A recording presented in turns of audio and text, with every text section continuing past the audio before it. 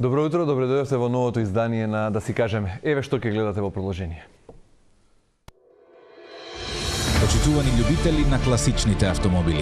Во оваа епизода ќе го откриеме шармот и елеганцијата на Mercedes SLC 350 од 1976 година. Автомобил кој представува совршена комбинација на луксус, брзина и германска инженерска прецизност. Подгответе се за патување низ времето, каде што моторите раскажуваат приказни, а автомобилите стануваат уметнички дела.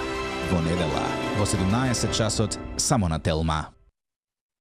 Имам големо задоволство и чест во студиото да му кажам добре дојде на нашиот единствен лиценциран детски кардиохирург, поново и во нова улога наскоро како автор и водител на емисија за олтајмери. Доктор Чадиковски, добре утро, добре дојдовте во студиото на Телма. Добро, Недов. Пред неколку дена опериравте бебе тешко помалку од 1 килограм. Во каква состојба е детето? Детето е во добра состојба. Еве сега ќе почнеме напокон да го храниме бидејќи имаше така комплексна мана и се надевам сега е добро, се надевам дека ќе биде добри деневи бидејќи е стварно со многу мала телесна тежина, комплексна операција, ама рутински онака, не знам, али е предизвикувачки и стварно е доста тимска работа. Ми сакал во продолжение да ве прашам и нешто повеќе и да слушнат нашите гледачи за она што ја прави вашата животна професионална определба, она што ви го одзема најголемиот дел од денот и на што сте фокусирани професионално, тоа се спасувањето на детски животи преку операција на тие мали детски срца. Меѓутоа, прво за она што е непосреден повод за вашето гостување на Телма, а тоа е емисијата која почнува во недела. Премиерно, нели? Па да, некако се најдов една почна тоа све спонтано, некако, ајде да снимаме и дојдовме на телевизија да излеземе. Тоа е моја пасија веќе подолги години. Рековме некако ајде да го ставиме тоа у некаква форма. Почна наивно, еве, да биде сега на национална телевизија и многу ми е драго е, се надевам ќе им се свиѓа на гледачите. Видовме кусово најавата, Vintage Heartbeats или пулсот на класиците. Станува збор за емисија која ќе биде специјализирана за олтајмери и од автомобилите и од моторциклите. Така е, да. Станува збор за ваши автомобили и моторцикли? Па 80% се мои, 20% се не се мои, али по принцип е не знам, тоа е една, ја го викам болест, мислам, тоа е хоби, пасија, страст? Да, страст и мислам, јас сум љубител на прво беше на мотори, мислам, ги возам доста, колите дојдоа после некое време и навистина доваѓате во една ситуација која ќе сватите дека олтајмерите, знаете како е, кој ќе телефонот се измисли за зборење. И сега ја мислам дека најмалку од све луѓето користат да зборат. Возилата, старите олтајмери имаат сега колава сама кочи, сама вози. Сега може без автопилот, робот се. Автопилот, значи едноставно е арт. Има една приказна кој мислам тој што сака олтајмери. Вие ќе поминете со олтајмер, нема шанси некој да не ве загледа. Мене најмногу впечаток ми остава ќе поминам некад со олтајмери по улици. Мали деца од по 10 години викаат Алфа Ромео Спајдер. Мислам викам од кај Малиов знае за Спајдер и за тоа веројатно имаат колички играчки дома. И тоа ми остава впечаток, баш се впечатливи како слика да гледат. И тоа е убавата и пасијата за возење. И така рековме затоа да го ставиме, да викам да го споделиме, бидејќи регионално ги нема таква емисија. Направивме и една екипа супер сме собрана, направивме минимални сценарии, сите се со некакви гости и љубители на олтајмери. Мислам ќе им се свиѓа на гледачите, нешто ново. Велите страст на линија на хоби или болест, од каде таа љубов кон автомобилите? Веројатно и како млад сте имале љубов кон моторцикли и кон автомобили, па сега се специјализирате за олтајмери или па вака да го преформулирам, зошто олтајмери, а не нови спортски автомобили? Ако веќе станува збор за страст кон брзина или еден издувен вентил од стресот на работа? Па, примерно беа моторите. Моторите, мислам се онака една различна приказна од колите. Кога возите мотор, јас стално викам, кога возите релативно побрзо мотор, патот ви се стеснува, не ви се зголемува. И концентрација како на скијање, што викам, тоа се единствени работи кои што ви ги правите и не можете да мислите на друго. Значи, едноставно се сконцентрирани кон таа работа, имате еден адреналински издув и е пријатно. Мислам, после тоа навистина се сеќате онака као да сте се опуштиле а што се однесува до олтајмерите, повеќе целта е кастомизирањето, значи правењето на тие возила. Ги правите како вие што сакате. Едноставно возењето на моторите и колите кои што јас ги имам се историски некако поврзани со некаков настан. Например, Мерцедесот е поврзан со одреден филм, Спајдерот е поврзан со друг пат, Мини Морис со трет. Како што велите во Карманот најавата. со четврти. Значи Времето раскажува. сите тие се имаат историски момент, имаат историска музика од тој момент. Значи тоа е све една приказна. Патување низ времето. Патување низ времето, да, баш така убаво кажавте. Тоа е онака главната приказна. Бидејќи знаете како колите се втора најскупа работа што имате дома. Значи после станов втората, а вие само 3% денот ја користите. Значи од точка А до точка Б. Како таа точка од точка А до точка Б да биде поврзано со нешто од страна што дополнително ви прави да се осеќате убаво. И затоа кажувам, значи едноставно колите се единственото нешто што луѓето, јас стално кажувам тоа, бидејќи порано тие се цртале. Се идете на GPT и кажувате сакам од напред да личи на Порше, од позади да личи на Volvo, од страна да личи на овој, он ќе ви ја направи колата. Порано тоа го Пинанфарина, например, они цртале све тоа. Тоа било уметност, било едноставно кога ќе видите, гледате перфекција направена. Така да, мислам, има едно уметничко, кој имате самит во Загреб на коли имате 300.000 луѓе се собираат, значи од 5 годишни деца до 100 години.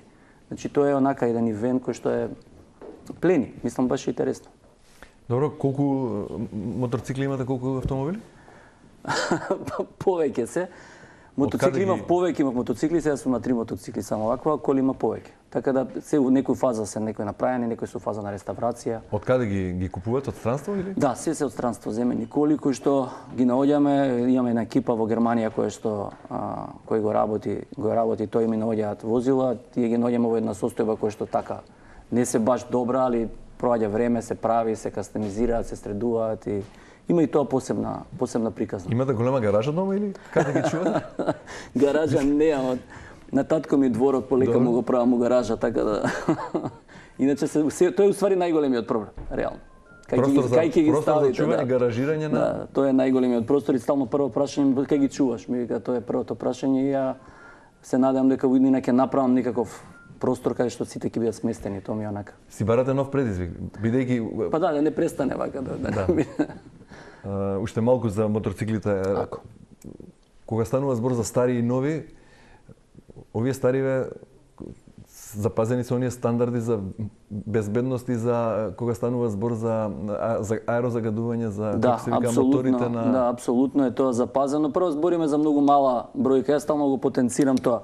Револуционерно кај колите ништо не е измислено од АБС. Од АБС-от ништо навака не е измислено. Значи еден тип на енергија се смени во друг тип на енергија. Моментот за загадувањето е глобално зборам се, не зборам за градскиот момент, бидејќи градот има сосема други пристапи. Вие не можете да електрифицирате камиони, бродови и авиони. Они се најголемите загадувачи на планетава. Вие можете само возилата. Значи не можете авионите, тие се илјадници има, мислам најголеми загадувачи се авионите. Принципот на нештата е што вие во однос на безбедност, ја ви кажувам дека имаме олтајмер на кој што има 20 луѓе влегле да го прават тој олтајмер, да го направат да биде, поминува технички преглед и све. Ви имате возила кои што низ градот се движат со никакво, мислам, стари по 15 години кои што не се чувани, се повеќе небезбедни него овие што ги правиме. А и повеќе загадуваат при тоа. Па сигурно, бидејќи кај нас све се менува на тие возила. Буквално све, од филтри, од сите можни катализатори, све живо и диво се менува на нив. Така да, по принцип, од тој аспект е запазувањето дефинитивно, а во однос на електрификацијата, на тоа пак кажувам, што вика Мате Римас, бидејќи он ми е онака баш еден култен лик, перспективата се гледа во оние возила без со аутопилот што се. Мислам што градот по принцип може да го електрифицираш и тоа е единственото, али пак меѓусебното движење тоа се релативно скапи возила за да ги возите вие само низ град. Да имате возило на струја, само градот да може да го користите. Така да надвор од градот мислам дека се уште сме задалеку. Добро, како што рековме, видовме и во најавата, оваа недела сега во 17 часот е премиера, првата епизода. Бака дури ми е чудно кога звучи премиера дека. Така е, Мерцедес, така? Првата епизода е со Мерцедес, SLC 350, да. 76-та година. Како е ли луксус, вистински луксус внатре, раскош или? Па, они се култни возила. Мислам, тие се така одбележа таа генерација ги одбележа, тие се од групата на SL возила. Се култни возила, траеше едно година и пол реставрацијата на таа кола, да мислам сега стварно е навистина убава. И решивме да го ставиме тоа на телевизија да видат како изгледаше таа реставрација и како изгледаше тоа праење за да дојде до таа состојба. Така, после 2 седмици што ќе биде, кој ќе биде главен лик? После 2 седмици е Honda CB750-76. Повторно исто легендарен мотор, првиот брзински мотор воопшто во светот и најбарен класик мотор што Значи ќе има автомобили и мотори, автомобили и мотори. Па да, нешто мотори, повеќе автомобили. Вие од таа вашата колекција си имате посебен автомобил или посебен мотор за посебно расположение, посебен ден, секој ден одите со различен мотор, различна автомобил возите или како? Да, тоа е убавото е баш тоа, можете во зависност од расположението си, ако е сончево возите кабриолет, ако не е сончево возите со затворен кров. Така да по принцип зимно време мируваат олтајмерите бидејќи они се подложни на корозија и на такви ствари и релативно ги чуваш, али од моментот кој ќе отвори времето, после тоа ги пушташ во акција. И сега она што е малце збунувачки, рековте на почетокот, кога возите брзо мотор, патот ви се стеснува, потребна е максимална концентрација заради безбедност. Малку е чудно тоа бидејќи работата ви е многу стресна. Хирург е веројатно најпрестижната, можеби врвот во медицината, меѓутоа една од најстресните. Имате благородна Па е стресна, морам да признам, да. И сега после тој стрес на работа, каде што веројатно многу сте под големи дози на адреналин, повторно и за опуштање, за вентил ви треба адреналин. Па адреналинот е тој што ве држи начално, ја мислам, по принцип. Не ви треба јога после работа? Не можам, немам нерви за тоа. Па веројатно сум адреналин зависник, претпоставам дека тоа е главната приказна, али принципот на кога оперирате имате и ментален замор, по принцип кој што е најстресен ментален замор кој што по принцип нема како тоа да го издействувате, освен да го едноставно мозокот исклучите и да се насочите само кон една работа, адреналинот се уште да действува, тоа е за циркулација. Така да затоа е разликата. Значи овде кога возите мотор вие немате ментален стрес, имате само физичко адреналински стрес, немате оптеретување, мислење и така натаму, тоа едноставно се само сконцентрирани кон една работа и тоа е тоа. Што значи да се биде детски кардиохирург? Во моментов се уште, за жал, не знам, и тоа е збунувачко исто така, 33 години независна држава, значи од 91-а, толку реформи во здравство, толку млади кадри, толку добри звучни имиња лекарски isproduciравме, зошто не успеавме да... Зошто останавте единствен лиценциран детски кардиохирург? Па не, сега имам веќе ученик кој што треба да ме замени, се надевам. Да биде подобар од мене, јас стално тоа ми е целта во животот, да јас стално викам во многу наврати сум кажал мојата кариера вака или онака ќе заврши, некој ќе каже добра, некој ќе каже лоша, како и да е. Има и така што дека е лоша? Како и да е, мислам ја едноставно знам целиот принцип на едукација беше поразличен од стандардниот. Добрата опција е што еве сега на STS, тоа е најголемото здружение во Америка, сме препознаени веќе како центар, ни дадоа посебно признание. Требаше во јануари да се оди на тој annual meeting. Тоа е најголемото нешто како Оскар да добиете. Тоа се 1000 луѓе, сите шефови на цел свет. Едноставно нашиот одел веќе се препознава како таков. Веќе правиме соработка со навлезени сме да правиме соработка со Џо Хопкинс во Америка. Мислам да ви кажам, мојот пат го изодев за да отворам, за да можат младите генерации тоа да го превземат. Јас сум сигурен дека младите генерации ќе бидат подобри од мене, тоа е идејата на. Звучите како олтајмер во одговорот, а не сте олтајмер, во зенитот сте на вашата професионална кариера, видејќи вие целата работа тоа ми е целта. Искрено, едноставно целта ми е да оставам позади нешто, не да ја кој ќе се заврши ова едноставно да згасне, туку нема идеја. Мислам, јас сум таков човек кој сум продуктивен, не сум деструктивен. Да, творец, вие... Едноставно сакам да оставам, има доста работи кои што се направени до сега за оваа моја кариера, какви да е од различни работи, ама по принцип целта е што викате 33 години, моментот е за преењето, зошто до сега не е направено, дека е геолски тешко. Значи, главен проблем што се јавува во здравството од ваков тип е кога имате системски проект. Значи, системски проект значи да имате доктори од 10 профили да работат како едно. Да имате све на едно место. Тогаш имате проблем. Тоа е така беше и со трансплантацијата, така и со кардиохирургијата, така и со сите тие работи. Кај што не зависи само од вас. Вие ќе најдете индивидуалци врхунски во Македонија од сите области. Значи докторски, дали е тоа хирургија, дали интерна, секаде ќе најдете, али кај што имате системски да треба повеќе луѓе да седнеме заедно, вие се паѓате како како систем. Од оваа дистанца сега кога се навраќате на тие години кога бевте еден од главните промотори, нели члени и претседател на таа национална фондација за трансплантација, промотор на тој проект за трансплантација од не само од живи донори, туку и од починати донори во Македонија. Потоа бевте еден од промоторите, односно главен поборник за формирање на детска кардиохирургија во рамки на медицинскиот факултет при универзитетот, значи под капа на државата. Дали ги имате доза на резигнираност, на разочараност, зошто не успеа во ваше време, па ете и вие по 20 и кусур години во јавното здравство преминавте во приватното? Па, видете, целата работа конкретно прво за трансплантациите. Трансплантациите, јас ние кога започнавме 2007 година, тоа беше онака наивно. Еден удар од сите страни. Мислам, тоа беше неверојатно од страна на колеги, од Тогаш не беше созреана свеста, не, и ние лекарите. најдовме од тенешка кога почнавме дека ние ја направивме на детска хирургија тогаш првата трансплантација на црн дроб кај бебе. И тоа кај нас нормално тоа се забораваат тие работи, не ги ни памти никој. Не се ни пишуваат. Дојдовме, видовме дека чекај, викаме ќе направиме трансплантација и викам да го видиме законов на Шоличи. И кога го видовме законов постои некоја комисија од 10 на луѓе собрани, никој ништо не одговара. Имаме ли подзаконски акти, како се носи ова, никој ништо нема и викаме дај да се зафатиме со ова, да направиме закон. И тоа почна цела процедура, вика како да направиме закон, мора да имате фондација. Отворивме фондација. Ајде тоа правиме, значи напишавме над 200 страни акти, направивме закон, у Брисел дојдовме печат од Европска унија.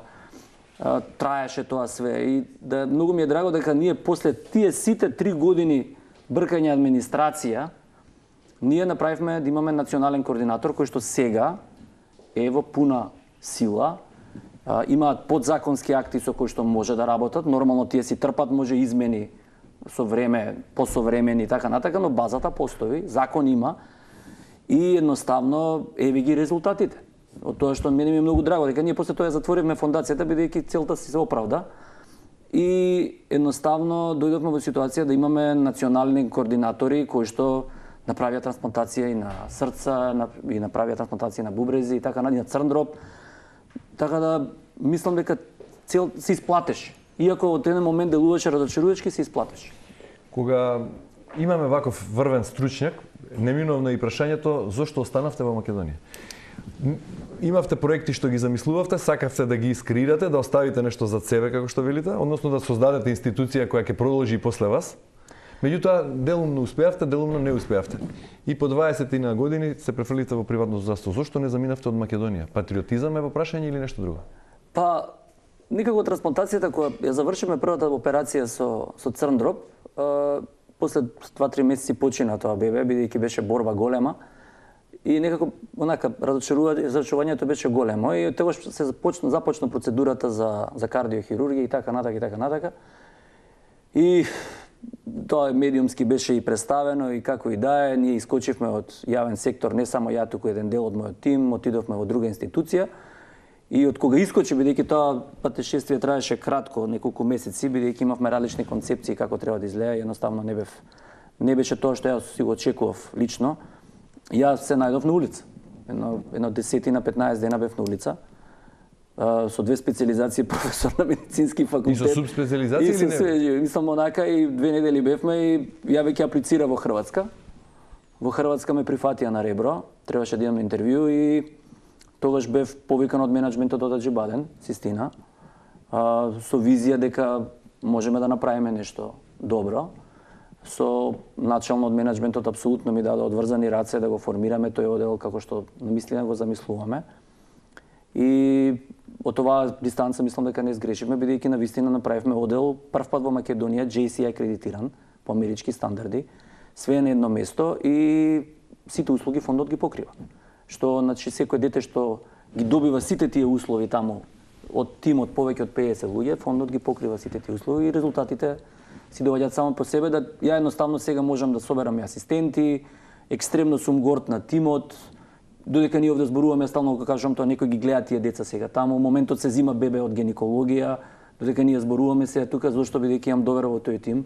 Бараше време, 5-та година сум веќе таму и навистина мислам дека направивме еден оддел кој што Не е само гордо за болницата, туку е гордо за државата, бидејќи пациентите и дечињата ништо не плаќаат, фамилиите така. Зошто кога станува збор за во пределбата да студирате медицина и кога би можеле да го вратите времето повторно, ли би ја избрале хирургијата како област или кардиохирургијата како субспециализација? Зошто да оперирате, па токму и детски срца?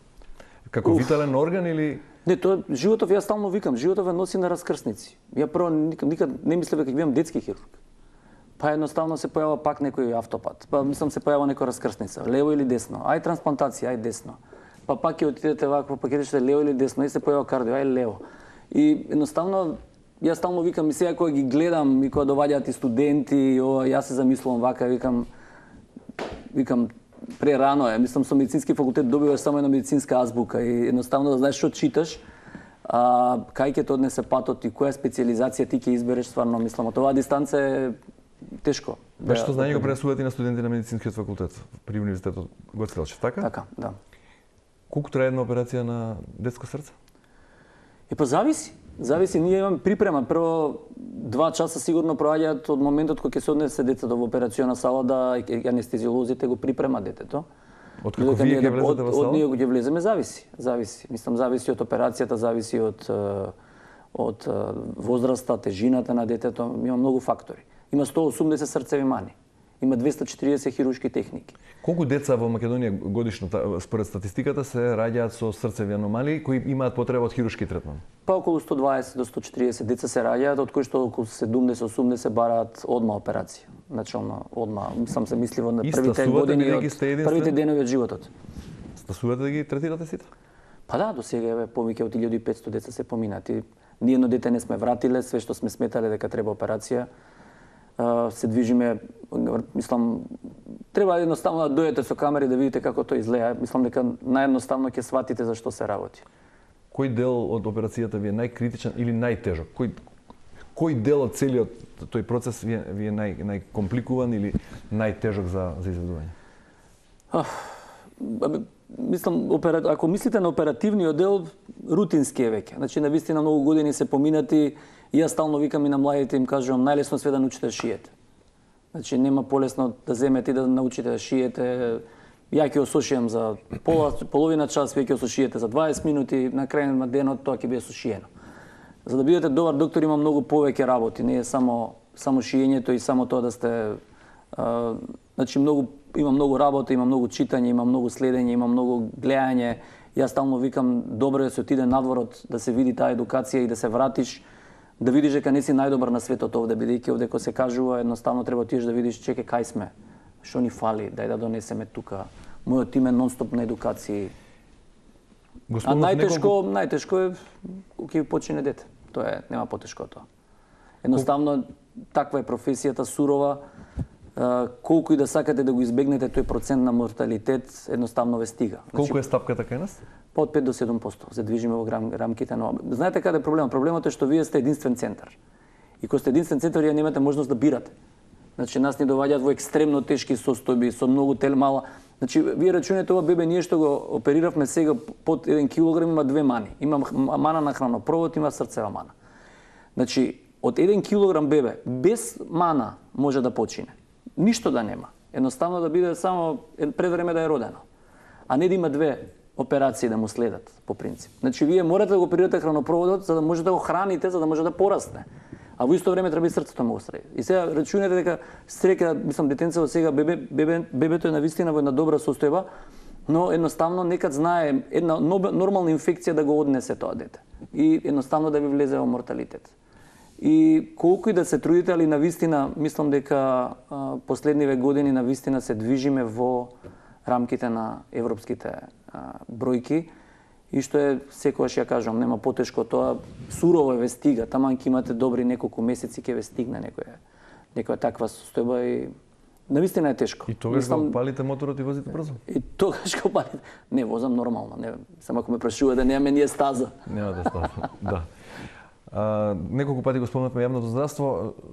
Зошто со години исто така, ете, спомнавме 33 години независност, не успеваме да го поставиме на некое ниво на достоинствена здравствена заштита да им понуди на пациентите или барем да наликува на онаа што ја нудат приватните болници. Дали е се во прашање пари, дали се во прашање организацијски способности, што ни недостига, зошто кога бевте врвен стручњак во јавното здравство не можевте на детска кардиохирургија да ги организирате работите како што ги организирате се ваму? Која е таа невидлива рака што ви пречи? Ја пак повторно викам, пари ко пари, ја стално викам, еве и за кардиохирургија кажувам. Најтешко од се да направите тим. Значи, организацијски, дали ќе ги скречите просториите, тимот е најтешко да го задржите од каква била форма да е тоа, дали е финансиска или едукативна или како и да е, да функционира како едно. Значи, порано јас стално го потенцирав тоа. Ако имавте вие 10 доктори на одредена клиника, 3 до 4 доктори ја тераат цела работа, бидејќи беа едуцирани од типот ги праќа или родителите или со спонзори одеа негде се едуцира. И сега овие останатите 6 доктори кои што едноставно нема да ја сработат работата, овие четворица доктори ќе ја покријат. Таа грешка нивна или нивна не знае нешто што не знаат и така натака. Сега рачунете од тие четворица, двајца се у пензија, еден отишол у приват и останува еден. И се тој еден не може да ги покрие системски. Значи, повторно, јас пак кажувам, не е само пак е во едукативниот момент. Го слушав, Јовица Михайловски имаше право пред некој ден, не знам која ја доби наградата, кажува наједноставно да уништите на држава ставите лоши учители. Ставите на сите за 5 години ќе ви падне системот. Нема можат да изгради да прават, нема можат ни улици, ни доктори, ни. Така да мислам дека е системско прашање кое што едноставно треба да се земат примери, да се викнат луѓе да се согледа тоа како е, што е. Али пак мислам дека базата лежи во едукативниот момент. Значи, ја мојов тим можам да ви кажам, за да го формирам мојов тим помина 15 години. Значи не е тоа да се формира преку ноќ. И тој доктор што ќе дојде, му треба минимум 2-3 години да влезе во нашиот тим. Значи вие не знаете колку луѓе влего и излегоа. Значи влегуваат, ќе видат дека е тешко, за 3 месеца си оди. Ќе влезе, за 5 месеца си оди. Не може. Едноставно не може да го издржи тоа. И сега рачунете дека ние сега да речеме имаме база веќе во направено на нашиот оддел кој што е едукативно. Колку часа работа? Што значи детски кардиохирург? Па немаме, ние работно време имаме, али по принцип кога има гужва, ние сме доваѓале цела екипа на Нова година. И сме останувале до ниедно време. Така да кажам. Така, комплексна работа, али во секој случај благородна и сме онака, јас сум лично многу задоволен дека успеав бар да оставам позади себе нешто што мислам дека наредните генерации ќе можат. Веројатно и нема поубав адреналин и поубаво чувство од спасен детски живот. Па да, тоа не тера на така дефинитивно. Мислам кога ќе видите фамилијата и кога ќе се појават после некое време, мислам онака ви се полни душата, стварно е убаво. Доктор Чадиковски, ви благодарам многу за разговорот, за гостувањето во Утринска на Телма. Ви посакувам уште многу спасени детски срца и многу гледачи на емисијата на Телма. Се надевам, али мислам интересна е, така да не знам, може ќе им се свиѓа. Али нас не е онака баш ни беше задоволство дека ќе имаме соработка од ваков аспект. Одлично, ви посакувам успех. Фала и многу.